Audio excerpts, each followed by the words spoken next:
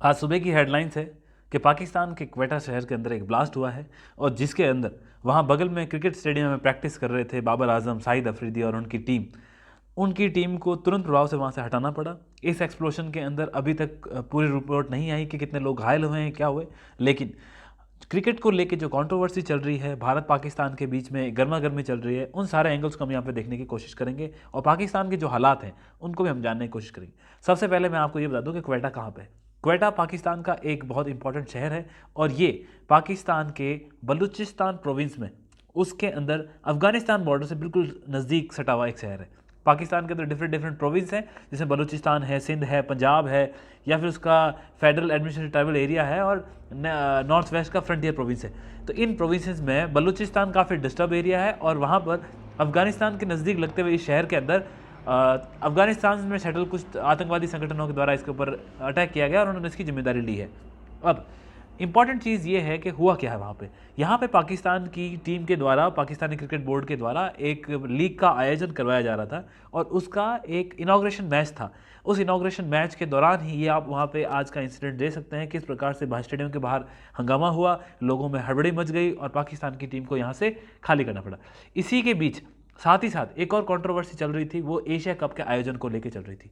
आपको पता है कि इस साल मार्च अप्रैल के अंदर एशिया कप का आयोजन है और इस साल का जो एशिया कप का आयोजन है वो पाकिस्तान के अंदर ऑर्गेनाइज किया जा रहा है। तो भारत की तरफ से जो हमारे Jay Shah board of cricket control of India के अध्यक्ष हैं, उनके द्वारा इसका विरोध किया गया और उन्होंने कहा है कि यदि पाकिस्तान के अंदर इसका आयोजन होता है तो भारत की टीम वहाँ पे क्रिकेट खेलने नहीं जाएगी। उनका ये कहना है कि भारत की टीम को, बीसीसीआई के बोर्ड को इसकी परमिशन गवर्नमेंट ऑफ इंडिया से लेनी पड़ती है और भारत और पाकिस्तान के बीच जो डिप्लोमेटिक रिलेशन खराब चल रहे हैं उस वजह से ऐसा हो सकता है कि इसको परमिशन ना मिले तो भारत वहाँ पे ना खेले पाए।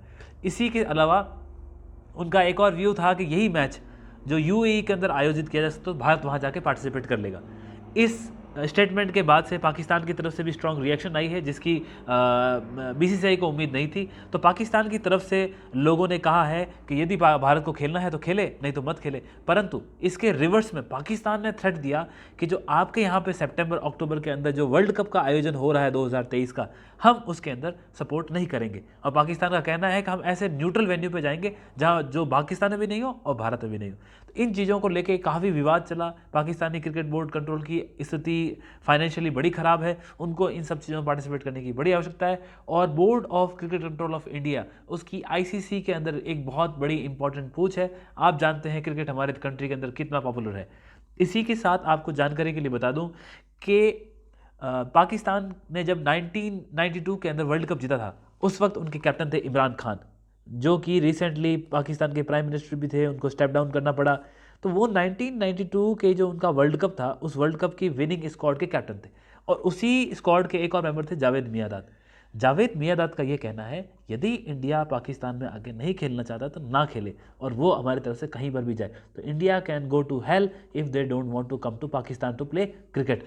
तो ये आज का स्टेटमेंट है। काफ़ी क्रिटिकल स्थिति में बातें चल रही है इसको लेकर के। एशिया कप का आयोजन जो पाकिस्तान के अंदर होना है और वर्ल्ड कप का आयोजन जो भारत के अंदर होना है, दोनों ही 2023 के इवेंट है। ये सारे के सारे अब एक विवाद के अंदर चले गए हैं। आज का जो बॉम्ब अटैक था, ये ऐसा कोई पहली बार इंसिडेंट नहीं हुआ है। इससे पहले आपको जानकारी के लिए बता दूं कि साल 2009 के अंदर श्रीलंका की टीम पाकिस्तान के लाहौर के आसपास क्रिकेट मैच के लिए आई थी। तो वहाँ पर इनकी नेशनल क्रिकेट टीम के ऊपर अटैक किया गया था, जिसके अंदर 6 श्रीलंकन क्रिकेट टीम के प्लेयर इंजर्ड हुए थे और 4 सिक्योरिटी पर्सनल की डेथ भी हुई थी। तो ये इसमें कुमार संगकारा की फोटोज़ आप देख सकते हैं, किस प्रकार से इनको एयरलिफ्ट किया गया था स्टेडियम से। इसके अलावा पिछले महीने ही पेशावर के अंदर एक बॉम्ब अटैक हुआ था, जिसके अंदर लगभग 70 लोगों की डेथ हुई। तो आप ये सोचिए पाकिस्तान किस प्रकार से आतंकवाद की समस्याओं से खुद भी बड़ा ही ग्रसित चल रहा है। तो इस साये में विश्व की टीमों को यहाँ बुलाना और उनका आयोजन करवाना खुद एक अपने आप में बड़ी ही गंभीर समस्या है। परंतु पाकिस्तान का कहना है कि हम इसको सफल करवाने में रहेंगे। ये ऐसी कोशिशें हैं जो पाकिस्तान को डिस्टर्ब करना चाहती है। और पाकिस्तान ने यह भी कहा है कि जितने भी हमारे ऊपर अटैक हो रहे हैं वो अफगानिस्तान की टेरिटरी से हो रहे हैं और पाकिस्तान किसी भी विदेशी धरती को पाकिस्तान के खिलाफ इस्तेमाल होने के लिए इजाज़त नहीं देता। ये सेम कहानी इंडिया की तरह ही है। इंडिया के ऊपर जितने भी टेररिस्ट अटैक होते हैं वो पाकिस्तानी सॉइल से जनरेट होते हैं और इंडिया भी यही कहता है कि पाकिस्तान की सॉइल से जब तक टेररिस्ट ऑर्गेनाइजेशन बैन नहीं होती, अटैक होना बंद नहीं होता, तो हम पाकिस्तान के साथ अच्छे संबंध नहीं बना सकते। अब मैं आपको ये कहना चाहता हूँ, यदि भारत और पाकिस्तान का इतिहास देखें तो साल 2008 के अंदर हम लास्ट टाइम पाकिस्तान की सॉइल पे गए थे और वहाँ पे हमने क्रिकेट खेला था। उसके बाद आपको पता है कि 26/11 का बॉम्बे अटैक हो गया था, जिसके अंदर डायरेक्टली पाकिस्तान का रोल था। जो अजमल कसाब की गिरफ्तारी हुई थी, उसकी आइडेंटिटी रिलीज़ हुई थी, इन चीज़ों से भारत के अंदर एक काफ़ी स्ट्रॉन्ग सेंटिमेंट था, जिस कारण से भारत ने 2008 के बाद आज तक ऑलमोस्ट 15 सालों के इतिहास में फिर कभी भारत पाकिस्तान की धरती पे जाके नहीं खेला है। इसीलिए अब जो एशिया कप का आयोजन पाकिस्तान में हो रहा है, उसको लेकर के एक गहरी मंत्रणा चल रही है। इसी प्रकार भारत के अंदर भी आके पाकिस्तान साल 2012 के अंदर लास्ट खेला था। उसके बाद पाकिस्तान की टीम अभी तक भारत की धरती पर आके नहीं खेली है। दोनों ही राष्ट्रों के बीच में एक डिप्लोमेटिक टेंशन चल रही है। हालांकि जब पाकिस्तान के अंदर प्राइम मिनिस्टर इमरान खान थे तो वो एक बड़े फेमस क्रिकेटर रह चुके हैं और उन्होंने वर्ल्ड कप ला के दिया था पाकिस्तान को।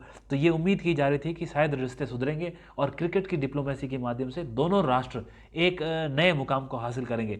हालांकि वो खुद का अपना टेन्योर पूरा नहीं कर पाए 5 साल का, और उनको स्टेप डाउन होना पड़ा। और जब वो स्टेप डाउन होकर प्रचार प्रसार में थे, इसी प्रचार प्रसार के दौरान former prime minister Imran Khan के ऊपर अटैक हुआ था और उन्होंने पाकिस्तान के जो नए प्रधानमंत्री थे मिस्टर शरीफ के ऊपर एलिगेशंस लगाए थे और आईएसआई का इसके अंदर रोल बनाया था कि वो इमरान खान में जो लोगों के अंदर एक उनकी भावनाएं बढ़ती जा रही है, उनके प्रति सपोर्ट बढ़ता जा रहा है, उसको रोकने के लिए ये अटैक उनको मारने की एक साजिश थी। तो इसके साथ ही जो पाकिस्तान और भारत के साथ क्रिकेट को लेके जो एक सुधार की आशंका थी वो भी धूमिल होती गई।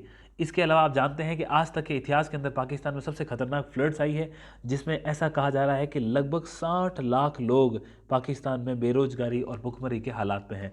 तो ये एक और नई उनके ऊपर बुरे हालात से वो गुजर रहे थे। और इसी बीच में पाकिस्तान के जो फॉरेन मिनिस्टर है, उन्होंने यूनाइटेड नेशन के अंदर जा के एक स्टेटमेंट दिया था और उनका ये कहना था कि यूनाइटेड नेशन सिक्योरिटी काउंसिल को ये बताया उन्होंने कि ओसामा बिन लादेन वो तो अब मर चुका है, परंतु butcher of Gujarat still lives. इसकी बड़े ही क्रिटिकल तरीके से भारत ने आलोचना की। हमारे जो विदेश मंत्री है जयशंकर साहब ने इसका विरोध किया। उन्होंने कड़े शब्दों में कहा कि एक राष्ट्र के फॉरेन मिनिस्टर को इस तरह के शब्दों का इस्तेमाल शोभा नहीं देता।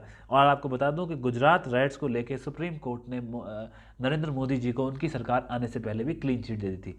तो ये हमारे लिए एक इंपॉर्टेंट इवेंट था जिसको हमें देखना चाहिए। अब देखिए एशिया कप और एशिया कप के अलावा वर्ल्ड कप को लेकर के पाकिस्तान और इंडिया का पार्टिसिपेशन कैसे होता है और ये किस प्रकार से एक नया सॉल्यूशन निकालते हैं। परंतु भारत पाकिस्तान के अंदर क्रिकेट की डिप्लोमेसी एक बहुत अच्छी चीज़ है। ये एक ऐसी डिप्लोमेसी है जिसके रास्ते हमारे जो अलग अलग रास्ते बन चुके हैं हम उनके ऊपर मर्ज कर सकते हैं और जो समन्वय के साधन हैं उनको अपनाकर हम प्रगति के रास्ते पर चल सकते हैं। तो आई होप ये विवाद जल्द सुलझ जाएगा और हमें इसके बारे में जानकारी होनी चाहिए ताकि हमारी जानकारी बढ़े और हम किसी एग्जाम्स के अंदर आसानी से इस इश्यू को टैकल कर सकें। I hope you like it very much. Thank you so much.